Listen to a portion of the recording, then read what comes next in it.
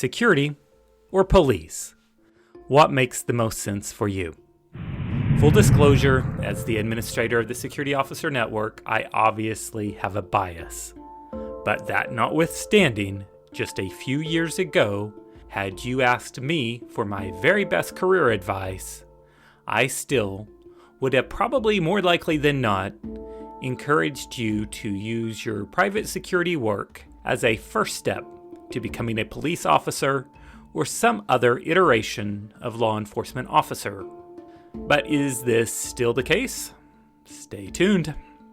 This video is brought to you by the Security Officer Network, the security officer's status symbol of choice. As the owner of my own security agency, I never tried to deter my officers from applying for the police department. I recognized their desire to serve and was happy that they saw my agency as a starter point for their entrance into the wider world of actual, real law enforcement. At that time, private security work in many ways really couldn't compare to law enforcement, and I knew better than to hold my officers back. But now, things are changing, and if you, as a new security officer, ask for my advice on this matter now, here's what I have to share with you. It isn't an all-inclusive list and your circumstances will vary, but these are items you need to carefully consider before putting in your PD application. So let's deal with the obvious and get it out of the way. There's not a question that as a police officer you will make more money, at least in the early days of your time serving the department.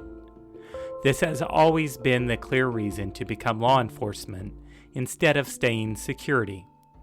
And still, to this day, you should expect that a starting paycheck for a police officer will be at least 50% higher than your new security officer's salary, and with better benefits.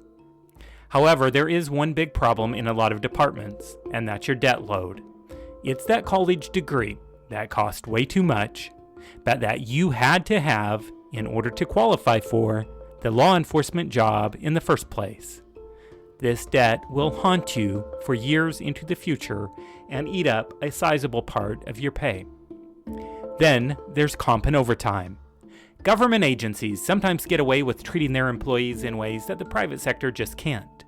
In some of these government agencies, when you are stuck late doing traffic control at an accident scene, or pushing papers at the end of a long shift, and can't get off on time, you are earning comp time.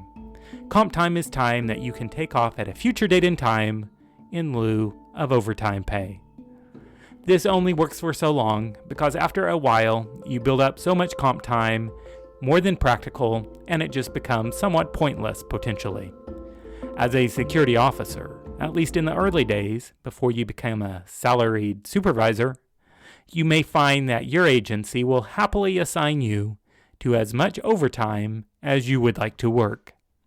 And yes, this means you are working more hours, but the work is a fraction of the mental health toll that the police officer experiences. More on this in just a minute. The overtime pay is money that you can save up for starting your own security entrepreneurial endeavors.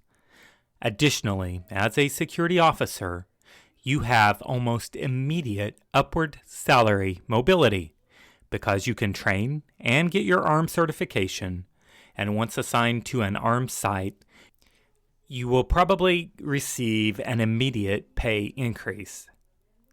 All of the above notwithstanding, at least in the first few years, you will still probably make more money working PD. But all of this has just been in the context of your initial salary.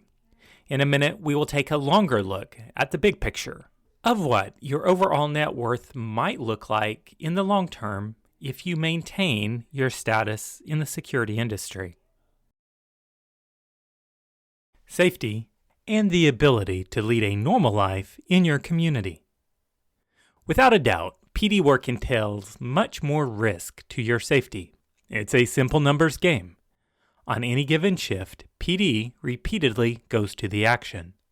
As security, much of the time, the action must come to you. By going PD, you are signing up for a much higher stakes game. And this is actually an attractive draw to some of those who are more adrenaline-minded officers. But it is important to note that the liabilities of police action aren't over once the arrest is made or the ticket is written. A bad encounter earns the officer with a lifetime enemy. People don't forget their interactions with the police, even when those people were completely in the wrong. This greatly handicaps an officer's ability to live a normal life in his community. Juxtapose this with a security officer who rarely, if ever, has to issue citations, and even when he does, they don't have the impact of law. He only occasionally makes an arrest and doesn't make new lifelong enemies each day at work. Additionally, when a security officer does have to take action and end a situation, he's less likely to be blamed by the offending party and the public as a whole because the situation came to him. He didn't go to the situation. This is hardly fair to the police officer, but it is our society's current state of reality. And that's a reality that's evolved over the past decade, is continuing to evolve, and thus part of the reason for why my personal view on this matter has also changed in the last few years. One more point, those security officers who are adverse to risk can request posts where they will be unlikely to experience physical confrontation. A risk-adverse police officer probably doesn't have that same luxury. He has to answer the call for help no matter the circumstance.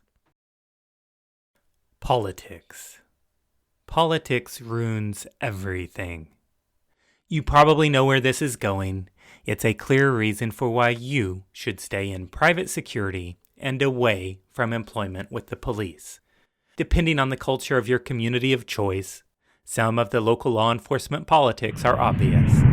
How you do your job, who you can arrest, which intoxicated person gets criminally charged, which just gets sent off with a quick trip to the drunk tank, and which is the recipient of a courtesy ride home, who you can write a ticket to, and who will the DA actually prosecute, or who will they give a free or an almost free pass to.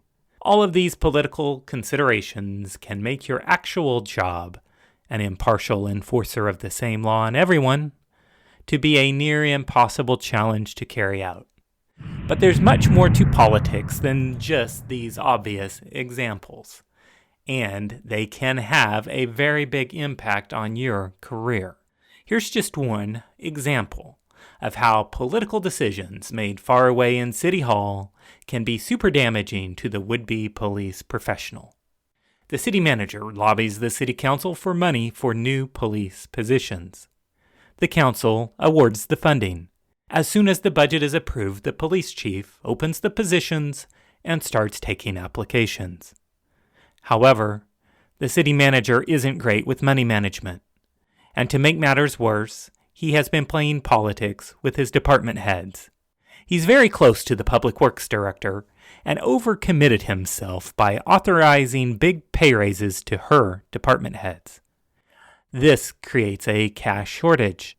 The city manager needs to right the ship by clawing back some of the police department's money. He calls in a favor with the chief. Let me move around some money over to public works, and then I will owe you one. He tells the chief to go slow on the hiring and do whatever he can do to keep the PD positions open until the end of the fiscal year, when they will roll over to the new positions in the next year's budget. Don't worry, you will still get your FTEs, just buy me a few months. But remember, the chief has already opened up hiring for the PD positions. What will he do? Easy. He instructs his officers to get really picky with the background check requirements on the current crop of applicants. He nitpicks everything he can in order to disqualify the applicants. Oops, we couldn't find anyone qualified for the positions. It's a tight labor market, you know. We probably aren't paying enough. Oh well, we will just repost the positions again in a few months. Problem solved. Well, not really, because the problem has been transferred to the finalist for the open position, who took all of the time to make it to the background check stage of the hiring process and were then flunked out by a bogus hit on their background. A bogus hit that would not have happened in the normal hiring process. As they apply for future law enforcement positions, these finalists might have to disclose the fact that they were rejected in the background stage of a previous application process. These applicants are now much less marketable in the future potentially because future agencies might not want to risk spending their time advancing an application that has already flunked another agency's previous background check. Why would a hiring agency want to spend their time and their resources moving an applicant at their department who has already failed at another? They, and even the applicant, probably will never know that the real reason for their rejection was simply due to the financial mismanagement at the previous place of their application. This is a completely immoral and reprehensible type of politics that has a real-world impact of harm on public servants. It's just one example of the harm enacted on real-life human beings by cold, uncaring, unfeeling politicians. And make no mistake, everyone in charge of your law enforcement department, including your chief, is at some level a politician. Politics and politicians are the worst. Juxtapose this with the private security industry, where when things get political and gossipy, in a worst-case scenario, there's always some other agency looking to hire. As a security officer, your career has near complete portability. No one cares if you have a bad experience at one or more of your previous companies. Present yourself well, give a good interview, see the link to the Security Officer Network's most recent interview guide in the show notes, and you will be just fine. Also, speaking of politics, there's no end of politicians who will use the police to accomplish their political means. They expect the police to enforce their absurd, overreaching, and even unconstitutional laws. This leaves the officer at the whims of an ever more unwise, feckless political class that has grown up in the social media era and which often isn't capable of long-term strategy or understanding second-order effects. Upon experiencing the inevitable blowback, if they can get away with it, they will most certainly leave the officer holding the blame. Service to the community. In terms of making a real, meaningful difference in their community, police officers have a bit of an advantage over their security officer counterparts. This altruistic motivation to improve lives has exemplified the best of America's public servants. An honest desire to help those in their greatest time of need and to have a long-term impact on their community. But times are changing. In the past, an officer might intervene in a bad situation and use his intervention to become acquainted with and to subsequently stay in contact with the parties involved. He would know of their challenges and could mentor and guide those involved, especially troubled youth, into a better life. Now society is very different and much more complicated than it used to be. Online connectivity is destroying the concept of geography-based communications. For example, in the past, a school resource officer might be able to influence an at-risk youth for the better.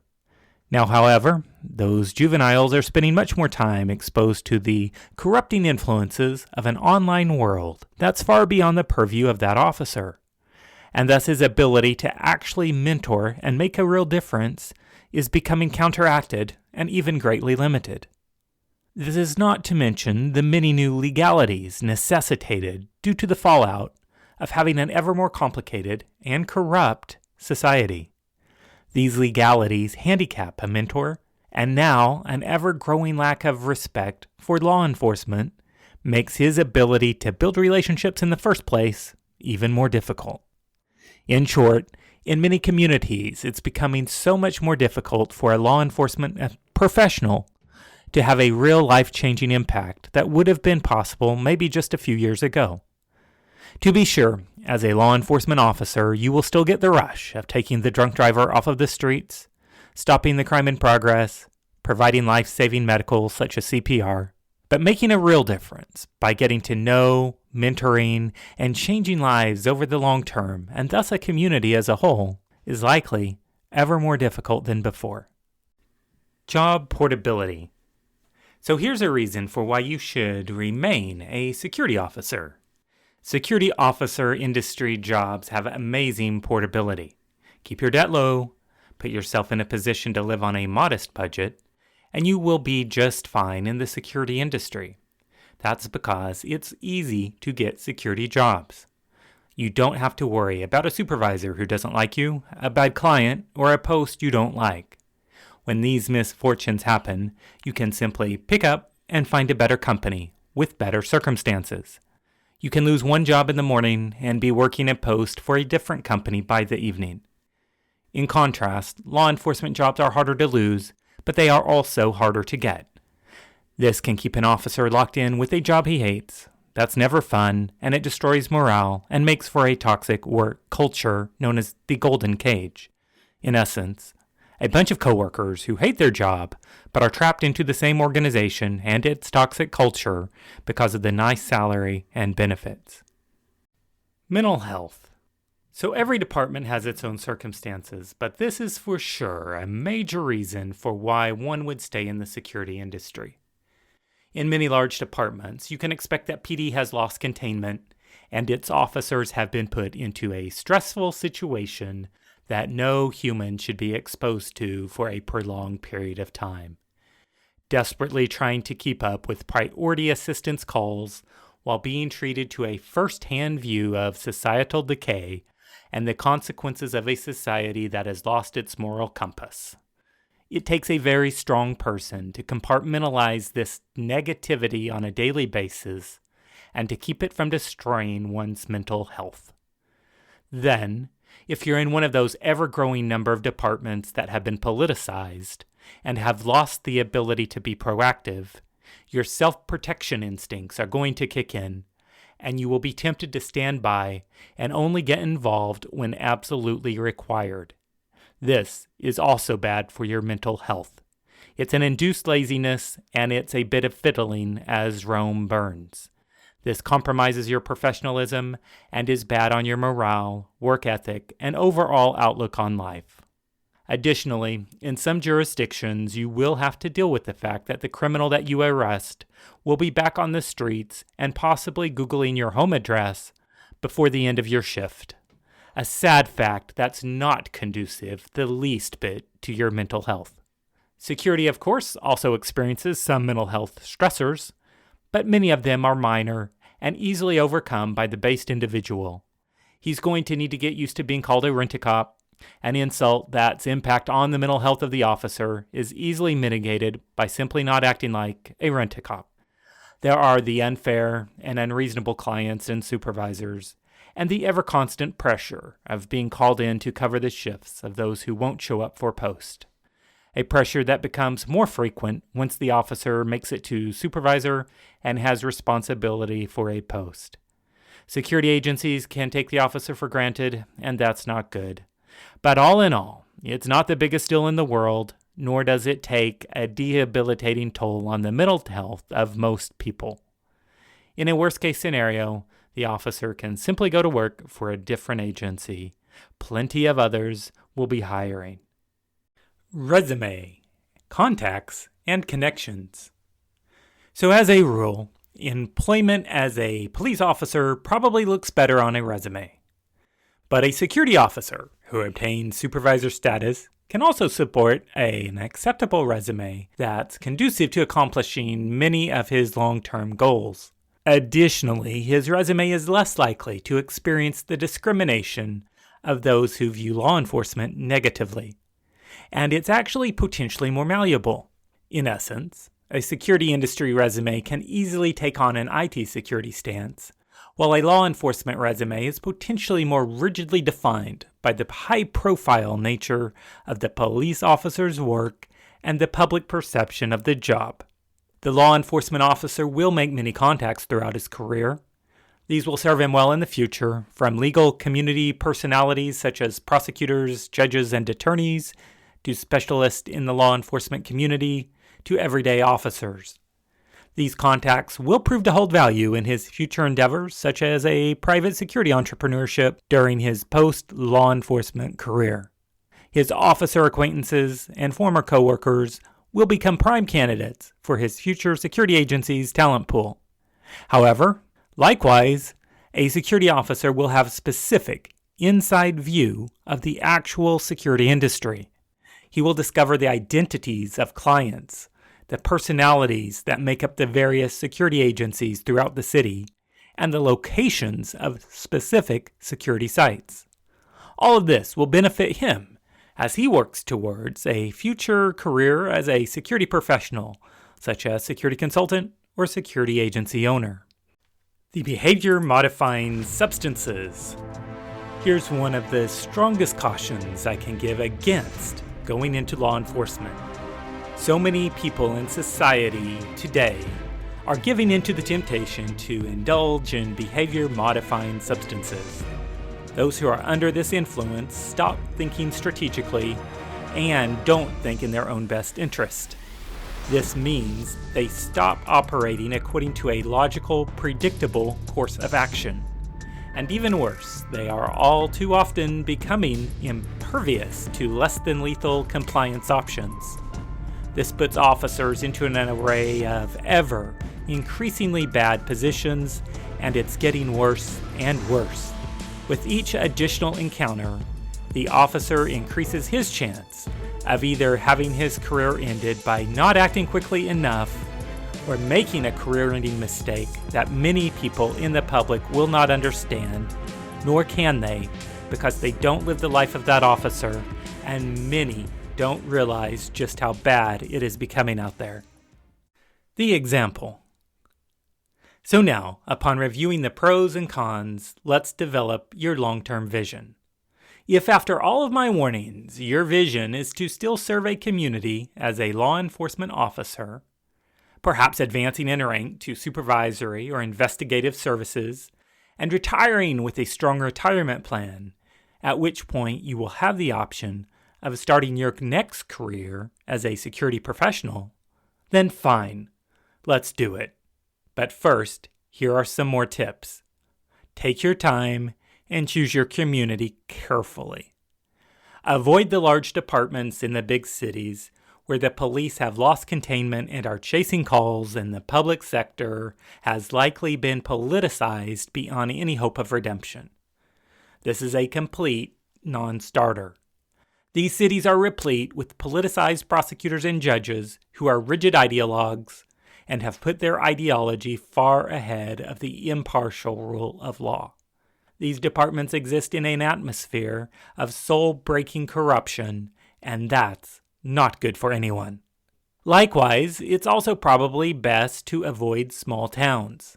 These towns probably won't pay much more than your security salary, and they are easily subject to the political whims of the latest local muckety-muck who has elected himself to the city council. There's very little insulation between small-town city council and the few handful of town police officers who have to be very careful in order to survive in the small-town environment. The law enforcement sweet spot still lies with those mid-sized communities that are big enough to provide a layer of protection between the politicians and the police department, and where the department hasn't lost containment and started chasing calls. One caveat: do not go to work in any town, no matter the size, if it shares a judicial district with a large city. Politicized big city prosecutor ideologues won't hesitate to ruin the career of a suburban police officer if it helps them win their next election. Essentially, look for a mid-sized community that lies outside of the big judicial districts and where proactive policing is still ongoing and where the public safety system hasn't been politicized. Once you find your community, don't move there. Instead, take up residence at a neighboring community where you and your family can lead a normal life in your off hours. This is important for maintaining mental health. And this way, when attending your kid's soccer game, you are less likely to find yourself sitting next to the guy who you ticketed just the day before. Also, do whatever you can to avoid student loan debt, or any debt for that matter, but especially student loan debt. This is the debt that will keep you trapped in a job that you don't enjoy. As a bonus tip, use extreme caution before going to work for federal agencies. These agencies are quickly toxifying as a byproduct of the deterioration of civility in the nation's politic. Certain parties have their favorite agencies and their hated agencies, as federal law enforcement is becoming pawned by the dysfunctional federal government system. Likewise, it's usually best to avoid most sheriff's departments. Sheriff's department politics can be some of the nastiest politics. Because of the political nature of the job, one group can win an election for a term, only to be replaced by a rival faction 4 years later. Then, the displaced group spends time trying to get back at the new group, and this toxification distracts from actual law enforcement. Even worse, since these are law enforcement officers who are accustomed to using the law, they can easily weaponize the law against their opposition, and you could be on the receiving end of a political prosecution. Also, these are oftentimes low-paid positions. Really, the only reason to apply for a deputy position is to get a police certification in order to become eligible to work at the bigger municipal departments. If you go this route, get your certification and try to move on quickly before the next election cycle. Finally, I don't discourage applying for many of the state agency law enforcement positions. These positions are decent paying and are frequently protected from overt political influence. State law enforcement officers often seem to operate in a much more relaxed environment, and in many states, they provide an example of nonpartisan, sane law enforcement in an otherwise increasingly insane world. Now, perhaps you have heeded my warnings, and instead want to explore a career as a professional security officer without first going into law enforcement. Here's what I have to say to you. Good choice. But whatever you do, avoid the trap of working security without a plan. It's a real hamster wheel, and there are all too many officers working at low to mid-paying posts for the big corporates without a plan for becoming a true security professional. I believe it's possible to make more money in security than you can ever make in law enforcement. It's just a matter of putting in your dues for a few years, maybe as little as 2 or 3, before branching out on your own and building your own security world. We'll talk more about this in a moment, but for now, my advice to you is just maintain your long-term outlook and never stop working towards your vision. Let's assume that it is your vision to earn independent wealth through the ownership of your own security, personal, technology, or consulting firm. In the not-too-distant future, you will want to be positioned to work when you want to, work where you want to, and have a valuable asset, your own security company. Which path is best for you, law enforcement or security? Let's take a hypothetical look at the 2 career paths. Officer 1 chooses the law enforcement path, and Officer 2 stays exclusively with private security. Officer 1 follows the advice in this video and goes to work for a mid-sized community of 120,000 people. He starts on a salary of $55,000 and over the next 25 years advances in rank to the position of shift lieutenant, making approximately $120,000 annually. After 25 years, he takes an early retirement, has no debt, and has savings of that he can invest into starting his own company. But problematically, he wasn't allowed to start a security officer agency until his retirement. Though he has a stable retirement income, he's 25 years late to the game of building his own security asset. Officer 2 starts out as an unarmed security officer for a large corporate security firm. He is paid $17.50 per hour. In his first year, he seeks out overtime pay, gets his armed certification, and a pay bump to $22.50. And by the end of that year, he has earned a post-supervisor position. He works that position for 2 years. It's just enough time to save up a few $1,000s and to meet his state's requirement of supervisor experience in order to apply for a state security agency license. His savings allows him to fund his business license, insurance, and some basic startup cost. He then goes to work soliciting for an on-site security client, and upon winning his first client, he quits his corporate job and bootstraps his agency by personally working the first client's site. Officer 2 works hard, keeps soliciting for clients, and after 3 or 4 years, finally reaches the stage where his business generates enough profit that he can choose when to work and which post to work. After all, it is his company, a valuable asset that he has built and that he couldn't have created had he been hired on at PD. While Officer 1 remains a relatively low-level police drone, Officer 2 has already won his freedom and can use his business to explore the exciting areas of security policy, thus getting his adrenaline fix, such as celebrity personal protection or high-end corporate consulting and pen testing. Really, the options are unlimited and are left only to the limits of his imagination.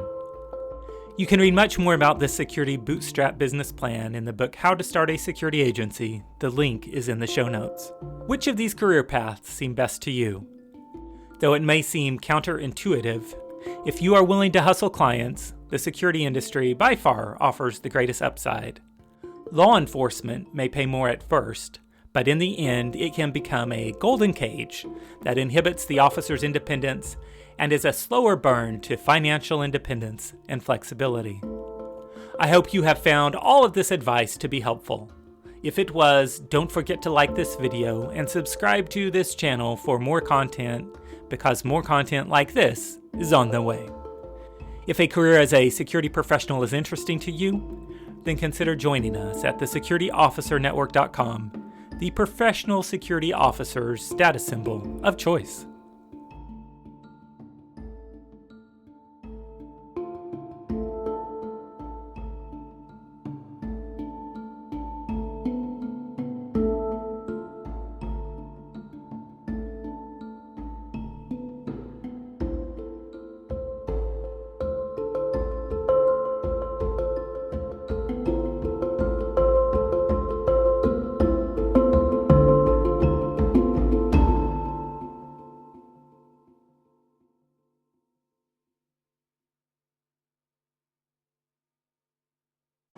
Good luck trying to find a shrink in this town.